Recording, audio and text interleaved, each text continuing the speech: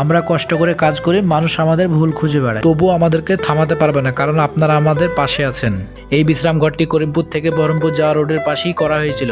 মানুষ রাস্তাতে ক্লান্ত হওয়ার পরে এই বিশ্রাম ঘরটিতে বসে আগে রেস্ট নিত। বর্তমান ধুলোবালি, প্লাস্টিক ও নোংরার কারণে বসে থাকার যোগ্য নেই এই বিশ্রাম ঘরটি। এখানের আশেপাশে স্থানীয় মানুষ দেখে, কিন্তু কেউ এগিয়ে এসে একটু পরিষ্কার করার চেষ্টা করে না। আমাদের ভিডিও কারণে বহরমপুর গিয়েছিলাম, আথার পথে দেখতে পাই এই বিশ্রাম ঘরটি এই অবস্থায় পড়ে আছে। দেখা মাত্র থেমে থাকিনি, সমস্ত নোংরা, প্লাস্টিক, ধুলোবালি পরিষ্কার করে বসে থাকার যোগ্য করেছি। শুধু পরিষ্কার নয়, এখানে বসে থাকার যোগ্য করেছি।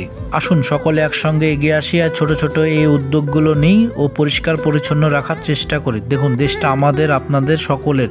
দেশটিকে পরিষ্কার পরিচ্ছন্ন রাখার দায়িত্ব আমাদের সকলের। এই ভিডিওটা যদি আপনাদের ভালো লাগে, একটি লাইক দিয়ে আমাদের পাশে থাকবেন। আপনাদের সকলকে অসংখ্য ধন্যবাদ।